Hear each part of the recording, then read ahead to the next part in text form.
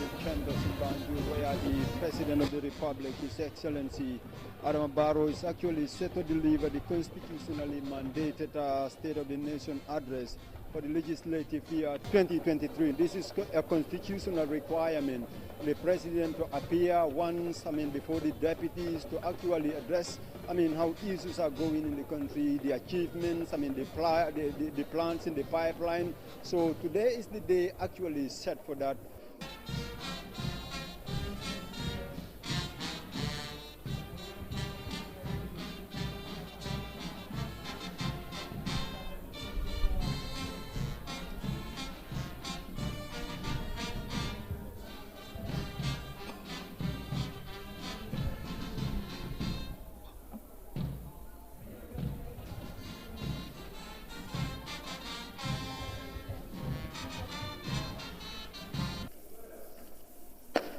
Prayers.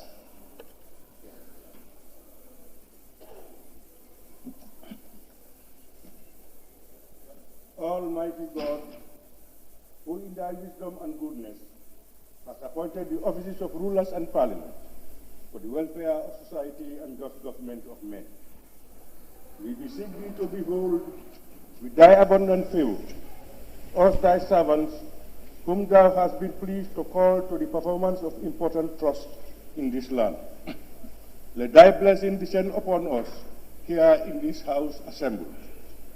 Grant us that we may treat and consider all matters that shall come under our deliberation in so just and faithful a manner to promote thy honor and glory, to advance the peace, prosperity, and welfare of this country and of those whose interests thou hast committed to our church. Amen.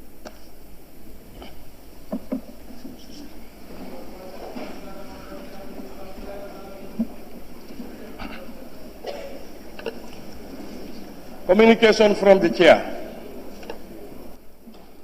Your Excellency, the President of the Republic of the Gambia, Mr. Adama Barrow, Your Excellency, the Vice President of the Republic, my Lord, the Chief Justice of the Gambia, former Speakers and Deputy Speakers of the National Assembly, Honorable Deputy Speaker and members of this August Assembly, Honorable Cabinet Ministers here in present, former members of the National Assembly, members of the Diplomatic and Consular Corps, regional governors, Lord Mayors, and chairpersons of area councils, leaders of political parties, Secretary General and Head of the Civil Service, and all senior government officials, service chiefs, vulnerable religious leaders, distinguished guests, the press, all other protocols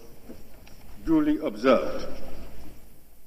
Honorable members, in accordance with Section 77(1) of the 1997 Constitution and Clause 24(1) of the Standing Orders, His Excellency Mr. Adama Barrow, President of the Republic of the Gambia, is here today to attend and address the sitting of the National Assembly on the condition of the Gambia, the policies of the government, and the administration of the state for the 2023 legislative year.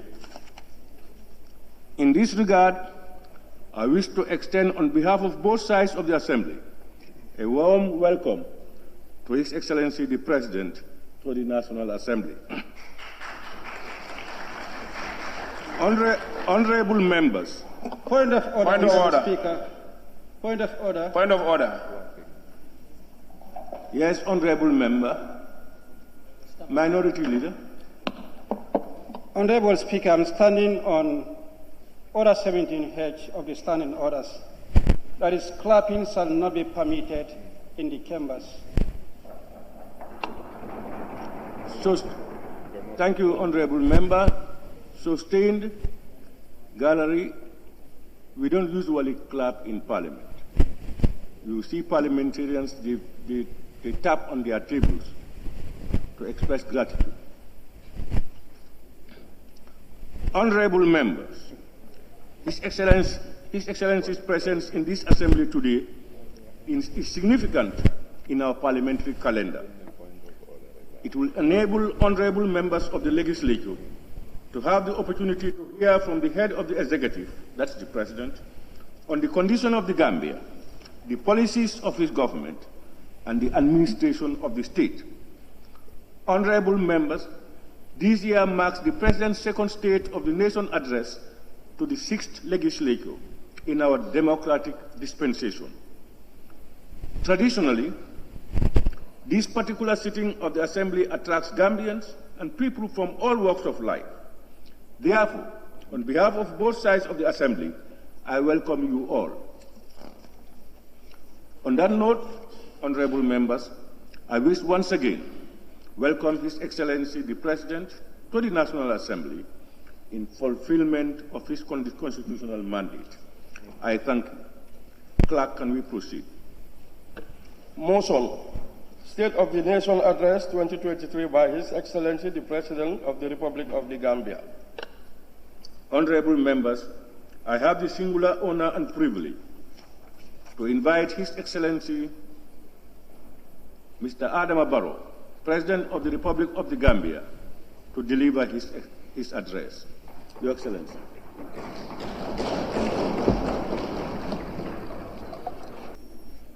Honorable Speaker of the National Assembly,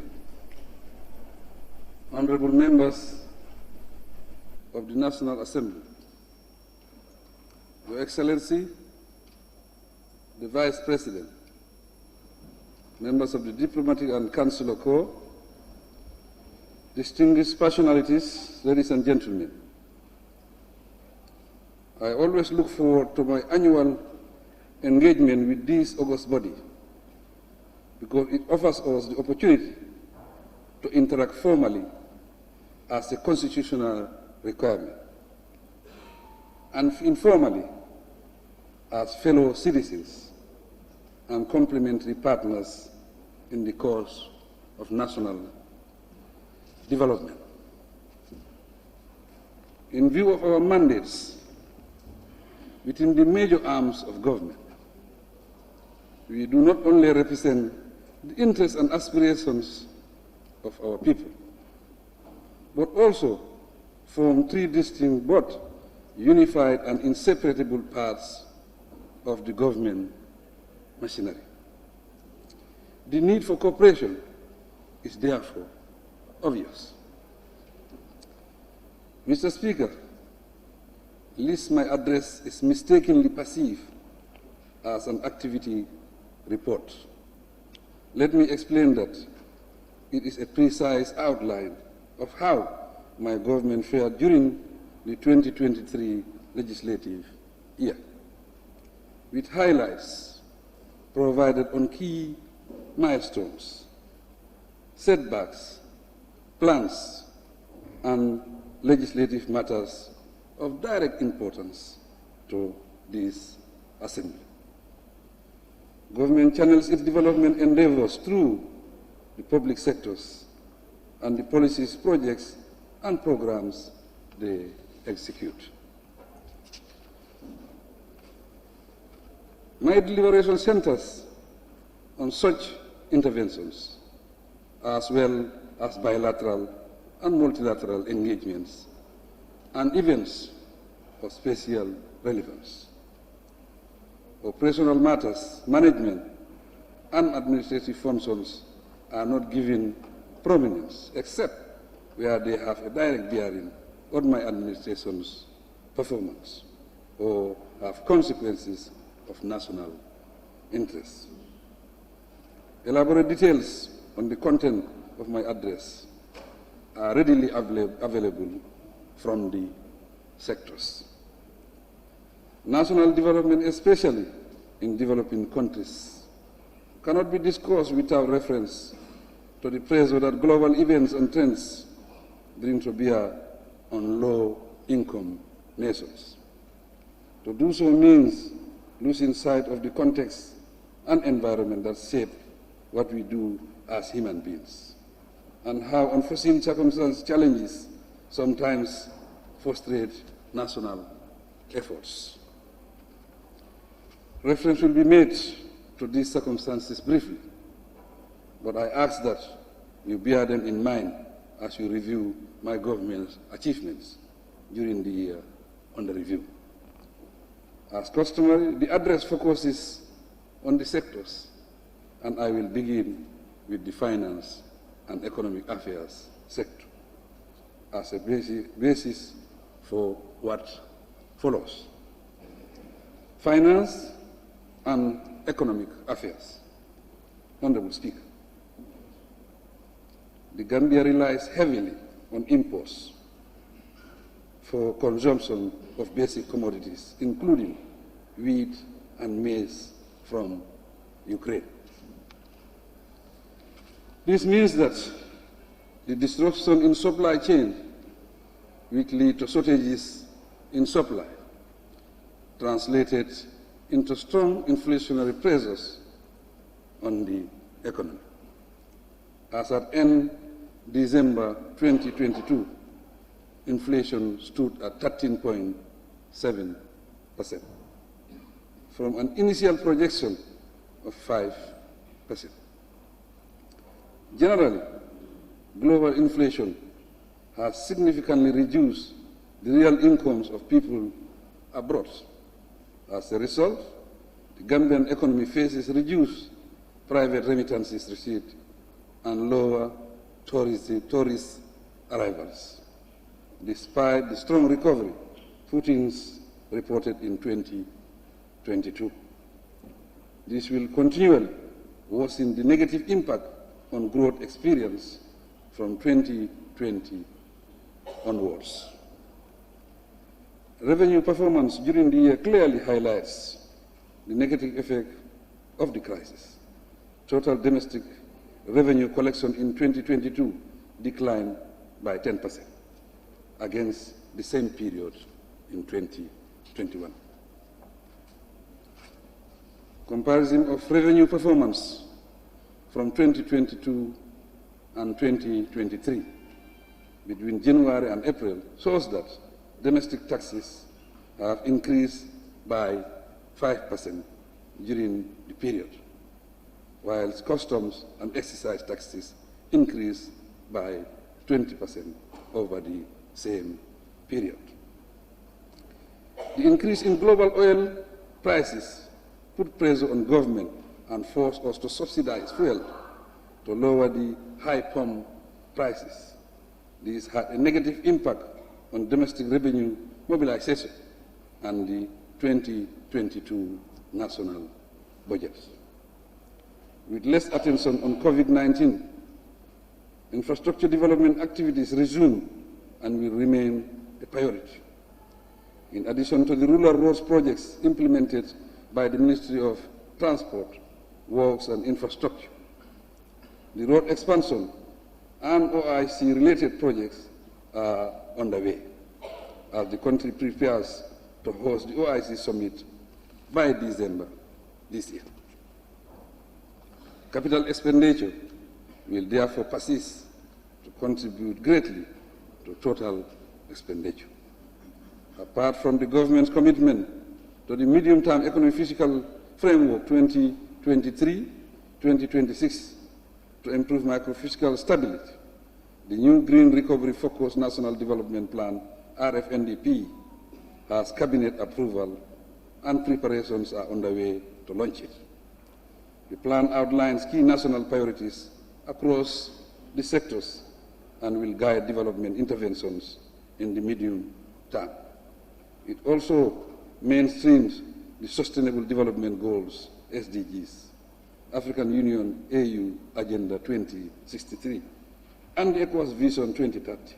Government will strengthen domestic resource mobilization to finance the RFNDP. An International Monetary Fund IMF team visits the Gambia, conduct a diagnostic exercise of the country's governance and corruption vulnerabilities. The mission commended my administration for the progress achieved so far, especially for bringing various legislations in line with best practices, and they shared useful observations with us. Since 2017, the Gambia has engaged in governance reforms across our institutions. These include enactment of new laws, such as the 2018 Central Bank Act, the Access to Information Law 2021, and the Public Procurement Act 2022. Along these lines, bills developed include those on anti-corruption, anti-money laundering, countering the financing of terrorism, as well as those on public finances, state-owned enterprises, and banking.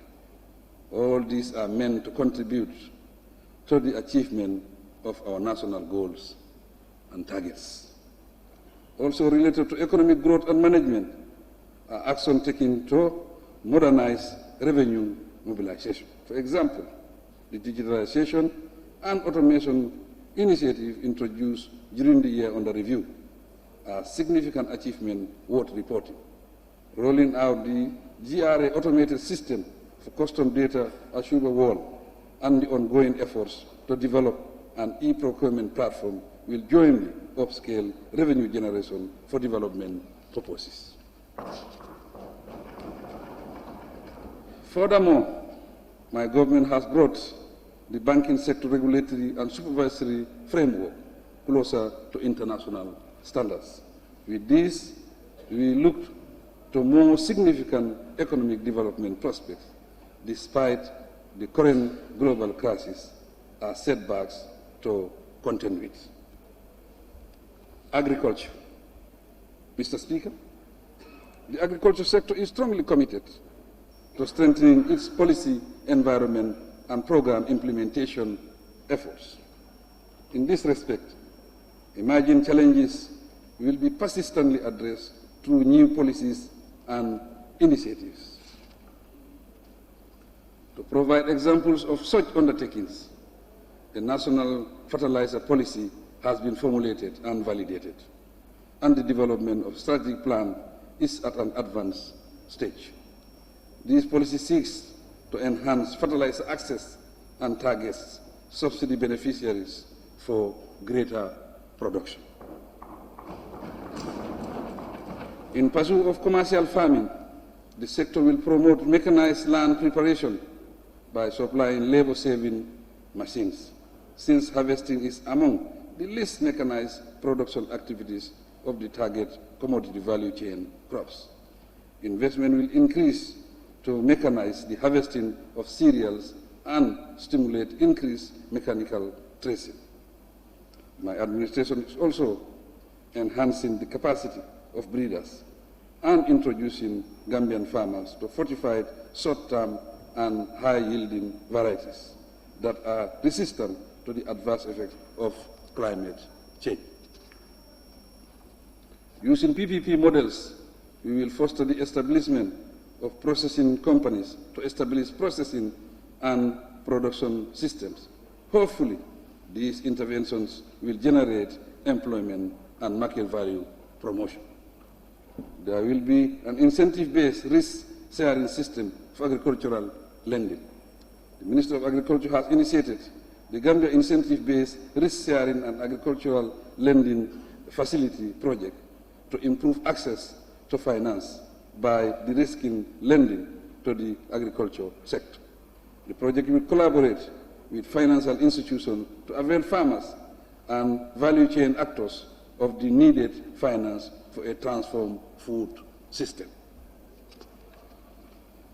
The lending project and inclusive strategy will contribute to removing access barriers to credit for actors along the agriculture value chains, and beneficiaries will access credit through a risk-sharing mechanism.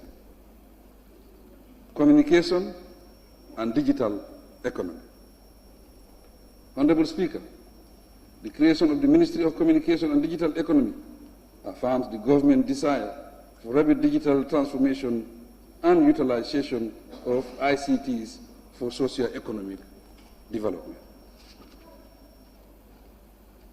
On policy matters, the Ministry is developing a holistic digital economy policy and strategy to provide sound guidelines in view of the new orientation and increased prioritization of digitalization. It is also formulating a comprehensive digital economy master plan in collaboration with the European Union. Concurrently, the process of developing a cloud and an open data policy and regulatory framework through this important initiative has begun. The scoping exercise for the process was successfully done in November 2022. As part of digitalizing of our government administrative system, Cabinet approved an email policy this year to encourage and promote the use of government emails and email platforms for effective implementation of the digital government initiative. The policy will center on transition routes into a more formal inter- and intra-government communications network. For more efficient resolution, preparation of a communication bill is in progress. It contains provisions to ensure a level playing field for all stakeholders. Mr. Speaker, cybercrime bill, data protection and privacy bill will be tabled here during the course of this legislative year. This bill will instill confidence and security for the safe use of our digital systems and services, as well as combat crime and criminal activities online. Development of a critical information infrastructure policy and a national risk registry database will follow next. Government will also improve the connectivity and reliability of our communication infrastructure by investing in a second submarine cable. This will be funded by the World Bank under the $57 million West Africa Regional Digital Integration Program. The financing agreement will be brought to this august body for ratification. Equally proposed is the adoption of a Startups Act during this legislative year. The framework is to articulate provisions for startups and give the country's youth more opportunities to reap the global digital dividends. The long-term evolution LTE 4G network, commissioned in 2015 as part of the ISDB-funded Eco One project, was expanded in 2022 with 4 new additional base stations. Since its commissioning, the LTE network has saved government about $22.8 million annually. Besides, the ministry has allocated $6 million for its 2023 local development budget to support the LTE network and related sector activities. Ensuring cyber resilience development has been a major focus of my government over the years. The adoption of the cyber security policy and strategy in December 2022 further demonstrated the executive's commitment to this matter. Mr. Speaker, there is quite an array of proposed interventions to report on here, but I will end by observing that a national digital literacy policy is in progress to provide informed guidelines on digital literacy and skills development. These are all highly commendable initiatives. Defense, Honorable Speaker. The Ministry of Defense works closely with other security institutions to maintain peace and stability in the country. To achieve this, the Ministry has developed 3 crucial documents. They include the first ever National Defense Policy, which has Cabinet approval. In addition, a defense strategy and implementation plan funded by the UK were completed in October 2022.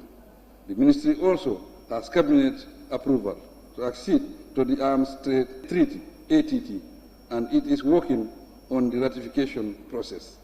The ATT Voluntary Fund provided funding through Safe World Organization to facilitate the ratification and implementation process of the treaty.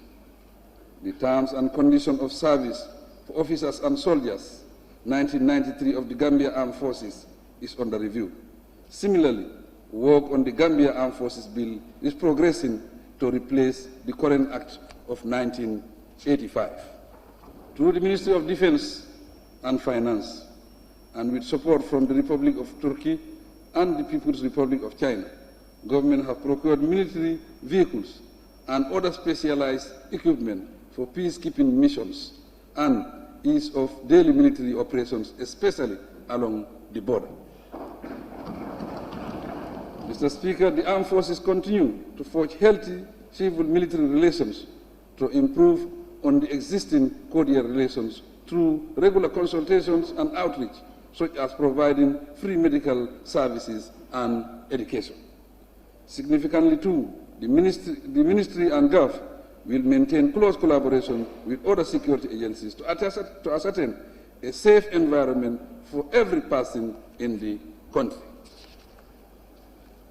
Following the unfortunate resurgence of conflict in Casamance between the MFDC and the Senegalese armed forces, the Gambia Armed Forces monitors the affected areas in Fonyi to guarantee the safety of all Gambian citizens.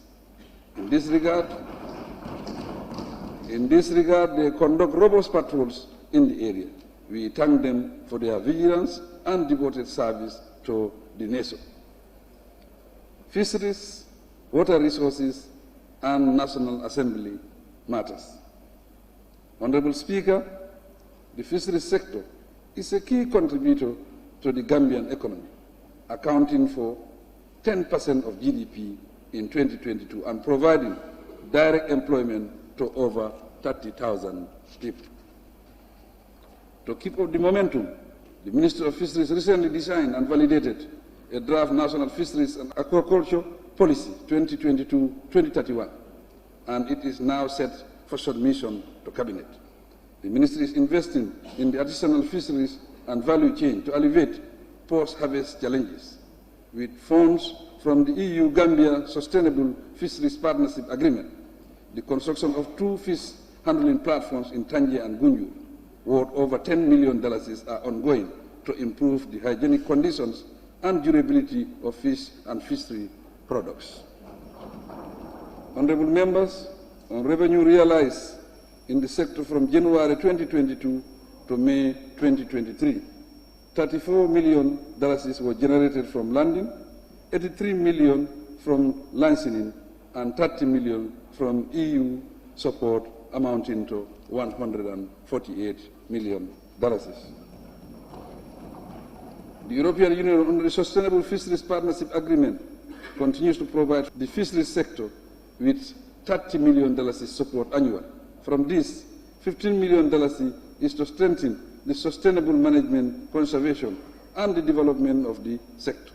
The remaining $15 million serves as financial compensation to access. Mr. Speaker, major reforms are progressing to lead to more efficient management of the country's water resources, in conformity with the integrated water resources management principles. In this vein, the Gambia Water Bill 2020 is available for enactment to replace the National Water Resources Council Act of 1979.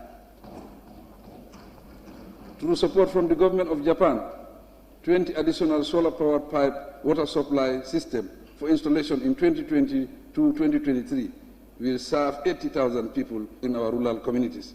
The project is ongoing and it is scheduled to end by December 2023. Gender, children, and social welfare. Mr. Speaker, a range of new policies developed by this sector guide the strategic development efforts and program activities of the Ministry of Gender, Children, and Social Welfare. On program implementation, the Women Enterprise Fund introduced in 2020 has benefited more than 93,000 women entrepreneurs, with $68 million disbursed to 628 women groups. The recovery rate during the past 3 years stands at 75% and 53% respectively for the first and second disbursements. In 2023, about 550 women groups will be reached countrywide through the same arrangements. The Sahel Women Economic Empowerment Project, which is at its preparatory stage, will be implemented throughout the country from 2024 to 2026. The project is to economically empower women and girls through entrepreneurship and livelihood skills training. It will also support in-school girls to complete grade 12 and women to access relevant information and reproductive health services. It is a World Bank-funded project. To further enhance the legal environment for the welfare of children, the sector has submitted the revised draft of the 2005 Children Act to the Justice Ministry for review. They have also finalized the development of an integrated and inclusive children's policy. Basic, secondary education, Mr. Speaker. To make education readily accessible to children from poor families as well as rural communities, my government uses resources from both the domestic budget and development partners to provide innovative ways of reaching underserved areas. In this regard, a significant surge in enrollment has been registered at all levels of the school system. Specifically, early childhood and development enrollment increased from 126,573 in 2021 to 130,952 in 2022. While in lower basic school enrollment increased respectively from 401,333 in 2021 to 414,477 in 2022. Similarly, upper basic school enrollment increased from 119,405 in 2022 to 123,081 in 2022. And senior secondary school enrollment increased from 76,537 to 78,706. These are significant increases. To meet the increasing demand for education, my government increased the number of schools for all levels from 3,426 to 3,518 between 2021 and 2022. To ensure quality education delivery, we consistently train teachers for both basic and secondary schools. Through these training packages, a significant increase in the number of qualified teachers is evident at all levels of the school system. At the early childhood development level, for example, the trained facilitators increased from 3,018 in 2021 to 3,283 in 2022.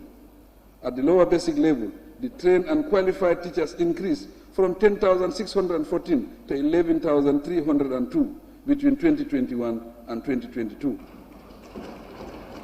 Similar trends exist at the upper and senior secondary school level, showing an increase from 5,787 to 5,881 and 3,211 to 3,394 respectively. As a result of all the investments in both access and the quality of education delivered, the number of students attending 0 credits or 0 passes in the West African Senior Secondary School examination dropped significantly from 1,477 to 884 between 2021 and 2022. This represents a percentage drop from 9.4% to 5.91%. The drop in the fail rate corresponds with the education policy target of making sure that every WAR student goes home with a certificate.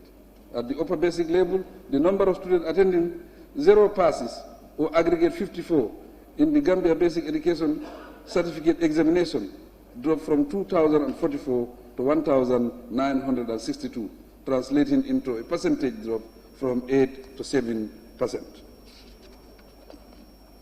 On the other hand, students attending aggregate 6 increased from 19 to 31 during the same period.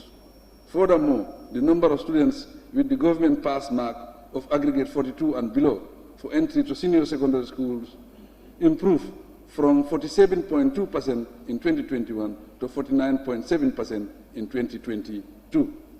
Despite all these gains, my administration remains committed to better education. To this end, a teacher competency assessment piloted in 2020 and 2021 has been rolled out.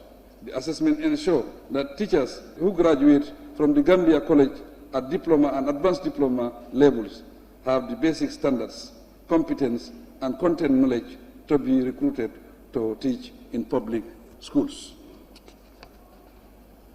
We are collaborating productively with our development partners, and I thank them most sincerely for their laudable support. Through such partnerships, 2,597 new classrooms and 3,116 toilet kibbles in the madrasa and conventional schools were built within the last 5 years. 1,549 classrooms were rehabilitated during the same period, and 10 schools were identified for complete renovation in 2022. 498 classrooms and 556 toilet kibbles are currently under construction. Finally, because teacher factors contribute to performance, the sector has built 1,076 rooms countrywide for teacher accommodation. There are plans to increase the number significantly to ease accommodation challenges for teachers and motivate them for better output. Higher education, research, science, and technology. Honorable Speaker, the tertiary and higher education sector remains committed to equitable access to quality tertiary and higher education for all Gambians, as well as promoting and strengthening research, science, innovation, and technology in the Gambia. In this direction, its transformation program is on course. In line with the new focus on Tibet, through its strategic plan 2021-2025, and in collaboration with its partners, the Ministry is expanding access to Tibet programs. In this respect, the University of Applied Science, Engineering, and Technology will dually provide higher education and Tibet programs. My administration provides scholarships and financial assistance to needy and deserving students to undergo training programs both within and outside the country. At the UTG alone, over 1,600 students are on government scholarships, and over 500 students from other tertiary institutions benefit from government scholarships. This is in addition to the 85 bachelor's degree students in engineering at SUbcribe. The government, through the ministry, has allocated over $100 million for scholarships and financial assistance to deserving students. Additionally, the ministry plans to implement a student loan scheme for this year and for more students to access higher education programs. Interior, Mr. Speaker, the Ministry of Interior, in partnership with the International Organization for Migration, the Gambia, and with funding from the Switzerland Federal Department of Foreign Affairs, has launched the Assisted Voluntary Return and Reintegration Capacity Building Project for the Gambia. The project aims to strengthen the capacity of about 40 government officials directly involved in migrants' return and reintegration in the country by equipping them with the needed skills and resources to manage return and reintegration processes. Honorable members, the Ministry of Interior is establishing a peace-building unit and creating regional and national councils for peace and social cohesion as recommended by the Truth, Reconciliation and Reparation Commission. The Infrastructure 14P project will strengthen the capacity of the state and other existing agencies for peace and collaborative dialogue while reducing the likelihood of current and future threats in peace in the Gambia in a sustainable manner. Mr. Speaker, there is a decrease in number of crimes recorded in the third quarter of 2022. It decreased by 12.6% compared to the third quarter of 2021. At a total of 1,426 cases were reported in the third quarter of 2021, while in the third quarter of 2022, 1,247 cases were registered. We commend the police for this remarkable decrease, but urge them to lower the rate much further. In a bid to enact a new Immigration Service Act, an Immigration Service Bill was submitted to the Ministry of Justice for their input. After its validation and submission to Cabinet, it will be brought to this August Assembly. On revenue collection, the Gambia Immigration Department collected $104,407,130 from January to December 2022, as opposed to $103,362,940 in 2021. The increase is slight due to the global economic situation, but revenue collection will improve much better this year. A key achievement of the Immigration Department was the development of a standard operating procedures SOP and its official launch in November 2022. The primary objective of the SOP is for handling of smuggling of migrants cases in the country. The procedure supports the department and stakeholders to understand better smuggling of migrants and its legal implications and legislative arrangements. The legal and judiciary sector. Mr. Speaker, the strategies and policies adopted by the Ministry of Justice are geared mainly towards transitional justice, good governance, rule of law, and access to justice. In this regard, the legal sector intends to adopt a strategic plan that reflects the government's vision. In addition, it has drafted the Victims' Reparation Bill to create an independent body to administer reparations for victims. This will cover all victims of human rights violations, not leaving out the victims of April 10 and 11. In 2022, several acts were enacted, such as the Disabilities Act, the Gambia Public Procurement Authority Act. Meanwhile, the Anti-Corruption Bill is with this August Assembly for consideration. My government also approved the Gambia Prisons Amendment Bill 2023 to help establish the Gambia Prison Service and the Gambia Prison Service Council to regulate the prisons. Furthermore, the sector is working on the constitutional review process. The process is guided by relevant legal and legislative considerations as well as our national interests. For now, it is essential to determine the necessary legislative amendments to support the next phase of the review process. Mr. Speaker, the Ministry of Justice appointed 12 state councils in the beginning of this year. The objective is to decentralize legal services by designating some of the state councils to various regions of the Gambia. This is to provide speedy and accessible justice delivery service to the public. Turning to the judiciary subsector, 11,568 new cases were filed across all the courts and tribunals in the country in 2022. This represents a significant increase of 30% on the 8,882 cases for 2021. Altogether, 6,800 cases were representing 58% were disposed of, thus making an increase of 1,978 out of the 4,822 cases disposed of in 2021.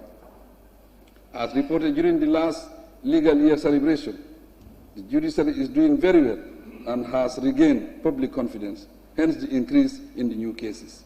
We encourage them to keep up the momentum.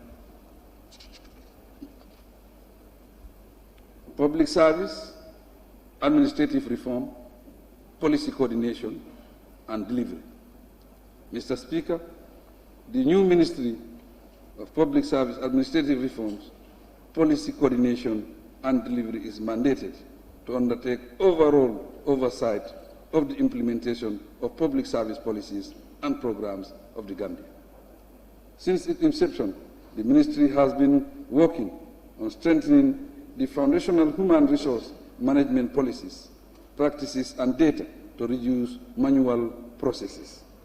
The process is to result in improved human resource management, increased reliability and transparency of human resource data.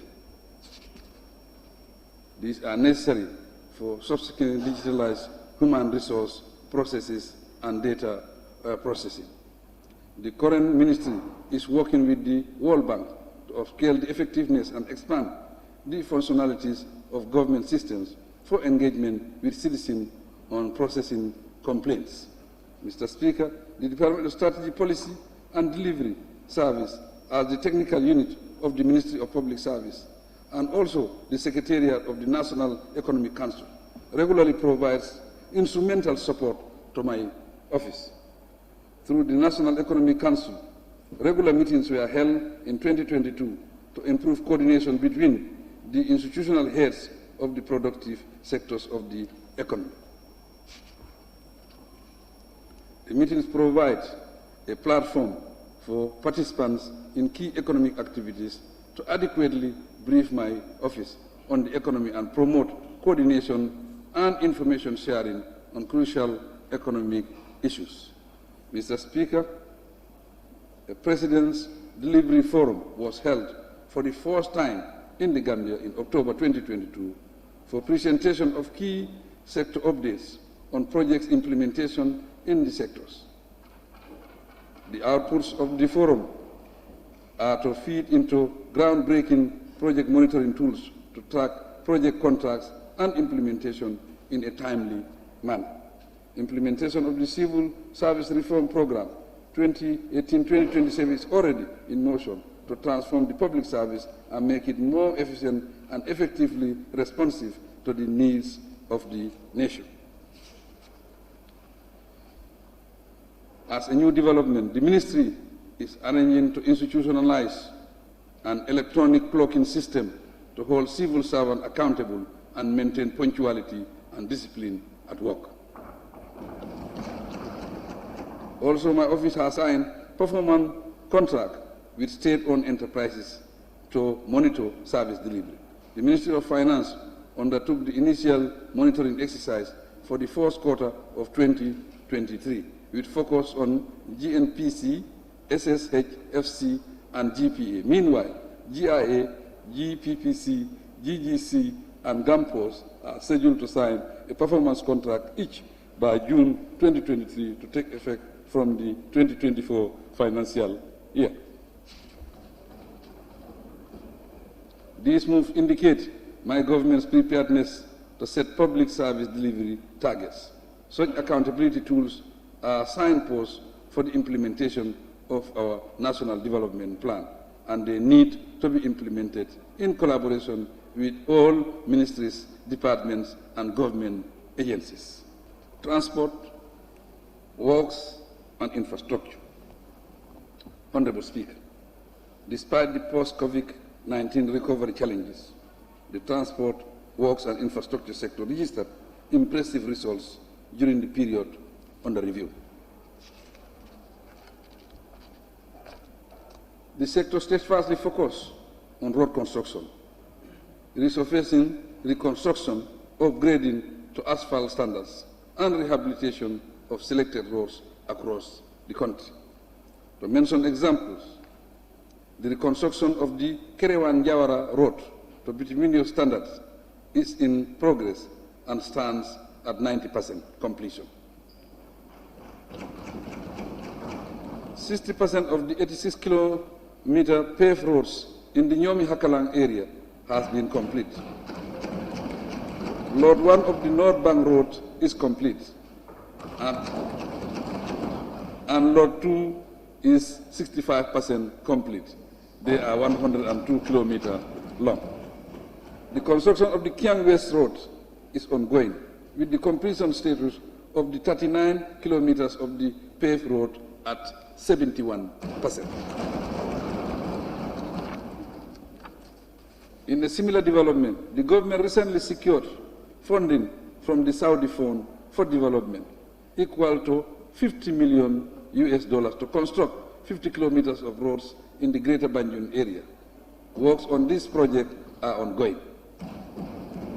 From the Kuwaiti Fund for Arab Economic Development, Arab Bank for Economic Development in Africa, and the Islamic Development Bank, government secured $79.8 million to upgrade the Baden-Haden Highway into a 3-lane dual carriageway of 22 kilometers.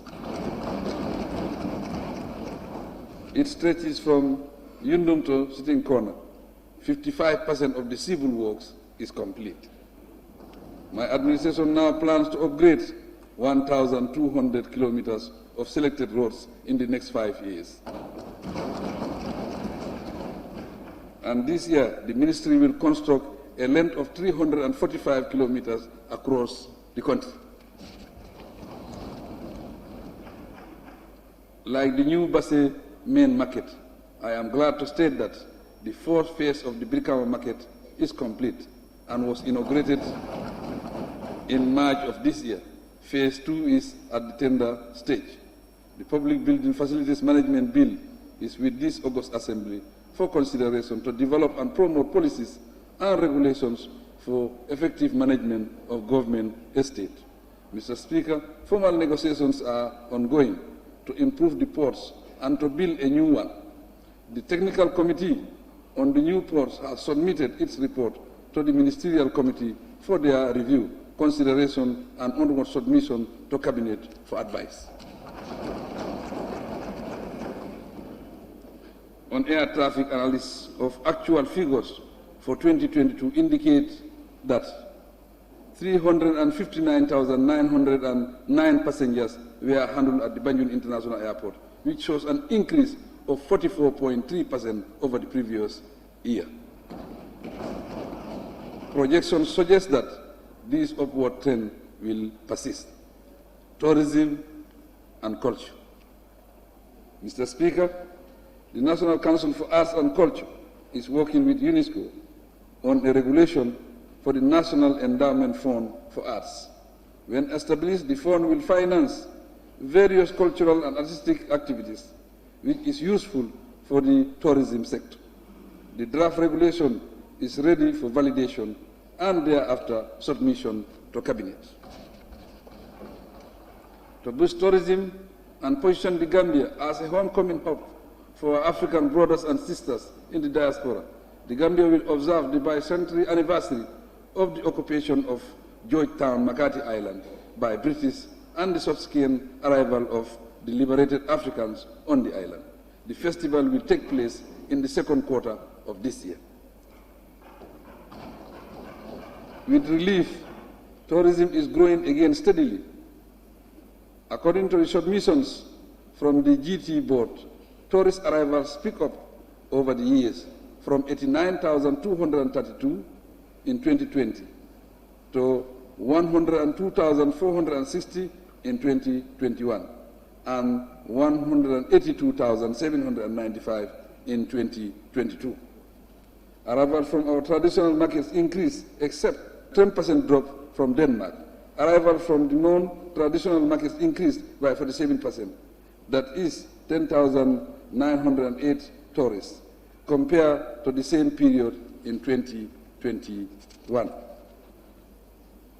The sector projects 206,558 tourists this year, if all goes well. It is encouraging, Mr. Speaker, that the tourism sector has so far recorded 95% graduate employment out of 400 annual graduates from the Gambia Tourism and Hospitality Institute. An expansion program in the tourism and hospitality training up-country in partnership with the International Trade Center under the YEP project is earmarked for this year. Over 500 young Gambians will participate in various programs to build capacity and create employment opportunities. Trade, industry, regional integration, and employment. Honorable Speaker. This sector is focusing on improving the business environment, promoting private sector investment, supporting micro, small, and medium enterprises for trade development, employment creation, and strengthening bilateral and multilateral trade cooperation. For regulation purposes, the sector has reviewed and updated the Labour Act 2007. The draft bill is awaiting a third reading by this August body. Its enactment will bring our labor laws to ILO standards and facilitate labor administration in the country. It will also encourage employment. To strengthen labor administration, the sector is revising the Injuries Compensation and Factories Act. It will be submitted to this Assembly ultimately.